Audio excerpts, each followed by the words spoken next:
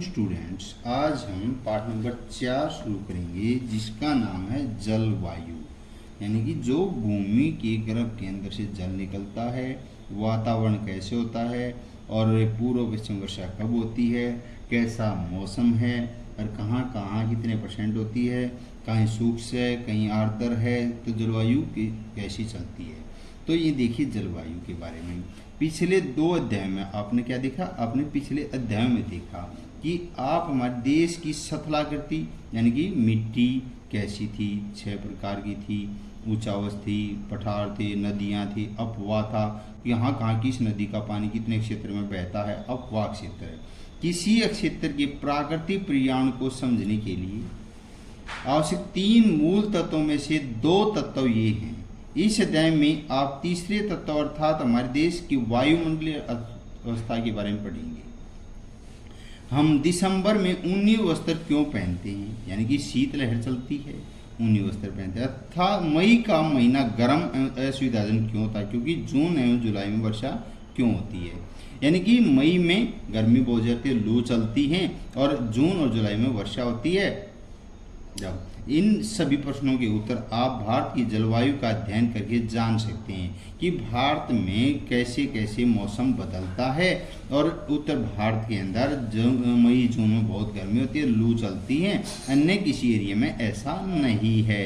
तो एक विशाल क्षेत्र में लंबे समयावधि 30 वर्ष से अधिक में मौसम की अवस्थाओं में विविधताओं का कुल योग ही जलवायु है।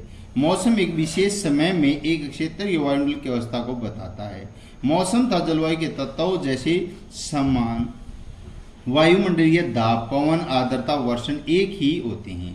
आपने अवश्य ध्यान दिया होगा कि मौसम का ये अवस्था प्राय एक दिन में कई बार बदलती है, कि कभी गर्मी, कभी सर्दी ही, कभी बरसात हो जाती है, दिन में कई रूप ले लेती गई। लेकिन फिर भी कुछ सप्ताह महीनों तक वायुमंडलीय अवस्था लगभग एक समान ही बनी रहती है।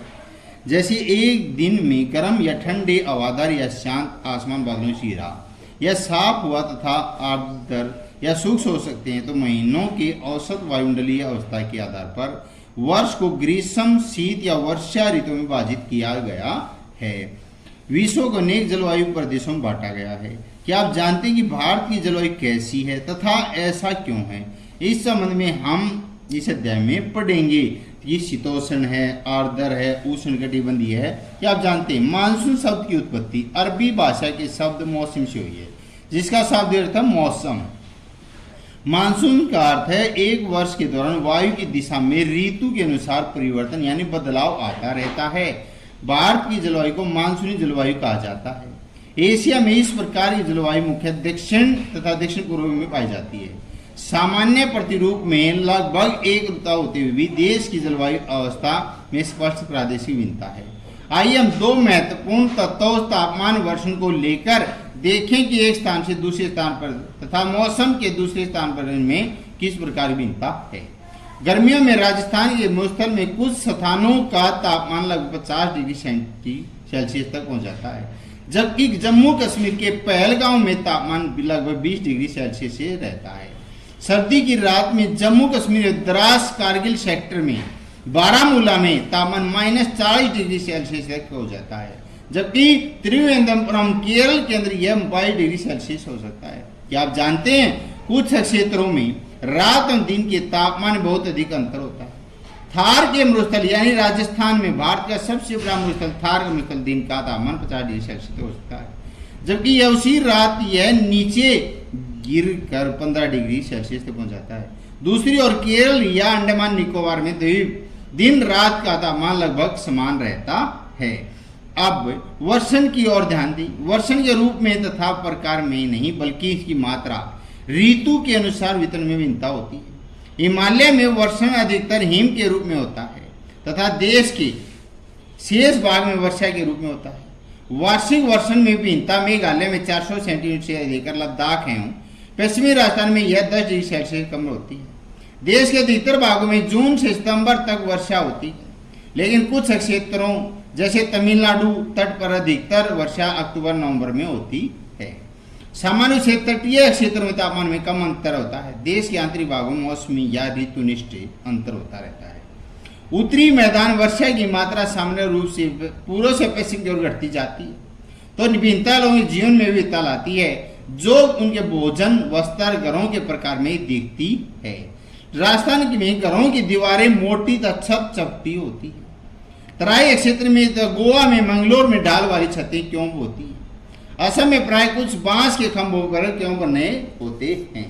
जलवायु नियंत्रण में किसी भी क्षेत्र की जलवायु को नियंत्रण करने वाले 6 प्रमुख कारक अक्षांश, तुंगता ऊंचाई, वायु दाब एवं पवन तंत्र, समुद्र से दूरी, महासागरीय धाराएं, ऊंचावच लक्षण, पृथ्वी गोलाई के कारण इसे प्राप्त सौर ऊर्जा की मात्रा अक्षांशों के अनुसार अलग अलग होती है।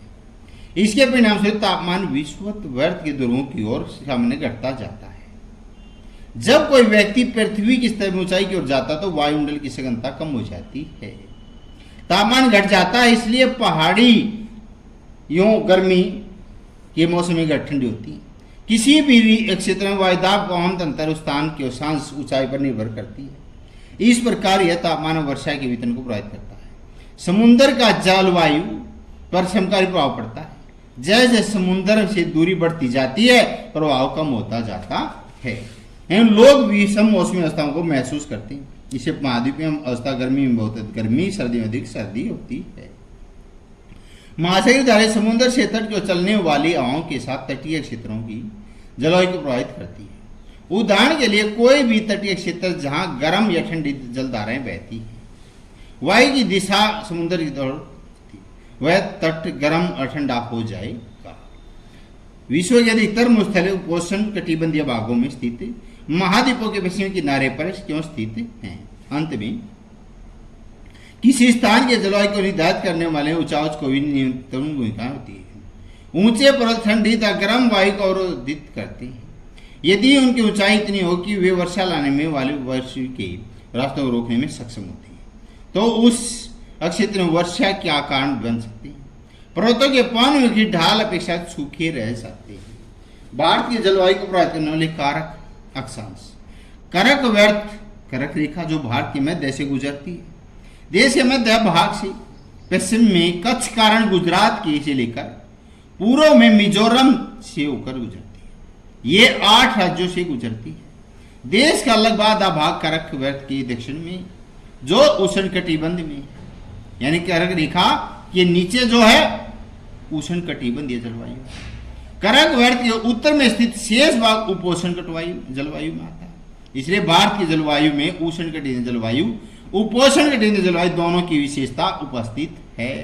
यानी भारत में दोनों तरह की जलवायु पाई जाती है, उष्ण भी और उपोष्ण भी। ऊंचाई, भारत के उत्तर में हिमालय पर्वत, इसकी औसत ऊंचाई लगभग 6000 मीटर है।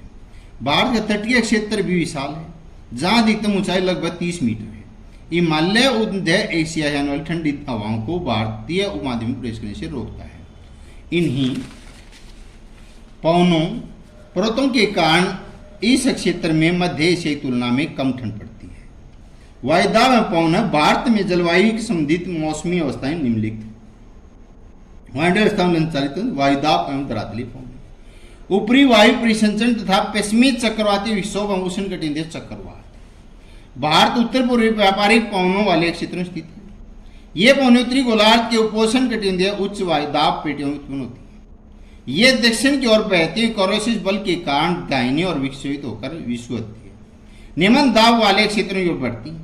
सामान्य इन पवनों में नमी की मात्रा बहुत कम होती है, क्योंकि ये स्थलीय भागों पर उत्पन्न होती है, बहती है।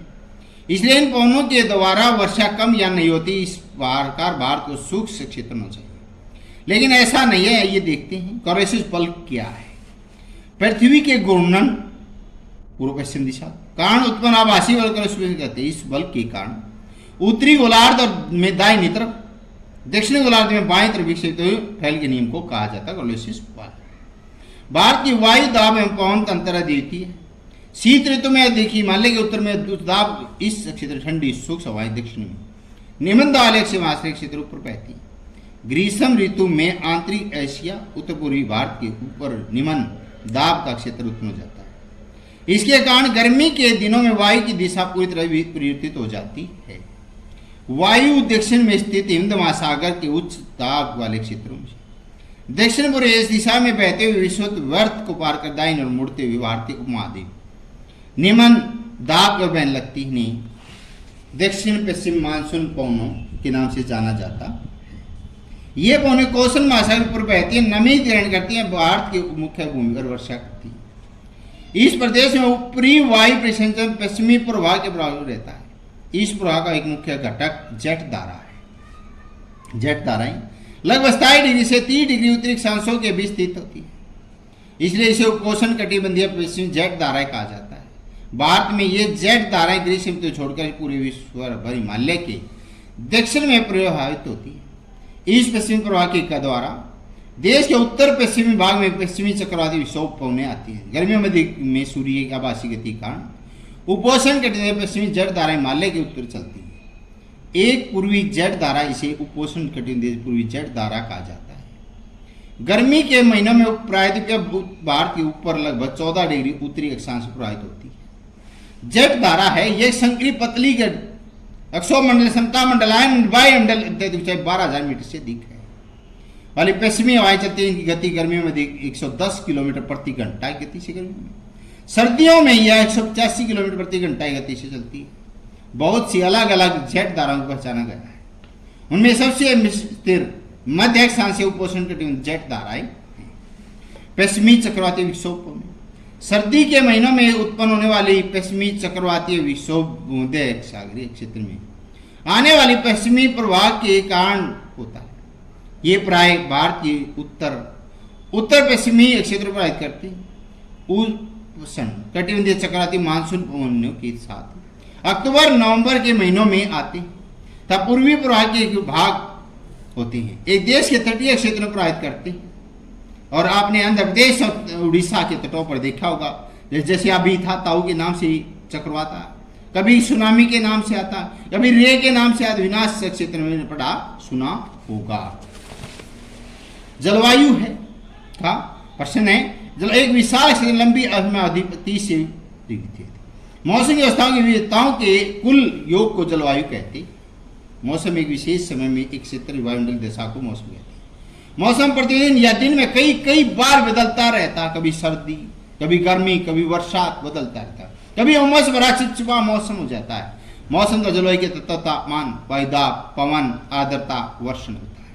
मानसून मौसम के अनुसार दिशा परिवर्तन करने वाले पवनों को मानसून कहते हैं। मानसून शब्द की उत्पत्ति अरबी भाषा मौसम से, जिसका अर्थ है मौसम, समजलवायु। जिन प्रदेशों में गर्मियों में तथा सर्दियों ऋतु में तापमान दिन रात तापमान अंतर नहीं होता, जैसे मुंबई त्रिवेंद्रपुरम में, यानी सारा साल एक जैसा तापमान रहता है यहाँ पर, न गर्मी न सर्दी, विषम जलवायु। जिन प्रदेशों में गर्मी और सर्दी ऋतु दिन रात तापमान बहुत अंतर होता है, जैसे दिल्ली और जैसलमेर। दिल्ली में सारे मौसम, कभी सर्दी, कभी गर्मी, कभी उमस भरा, कभी चिपचिपा। राजस्थान में गर्मी। जलवायु को नियंत्रण करने कारक अक्षांश, तुंगता, ऊंचाई, पवनों तंत्र, समुद्र से दूरी, वायुदाब, महासागरीय धाराएं, उचाच लक्षण। उचाच धरातल की विभिन्न प्रकार की स्थलाकृतियों को उचाच कहते हैं। मैदान, पठार, टीले, मखड, घाटियां ये सभी भारत में पाई जाती है। कर्क रेखा भूमध्य रेखा से 23 उत्तरी अक्षांश पर भारत के उत्तरी अक्षांश की तरफ कहाँ उपोष्ण कटिबंध है और नीचे कर्क रेखा से नीचे भूमध्य रेखा तक उष्ण कटिबंधी है।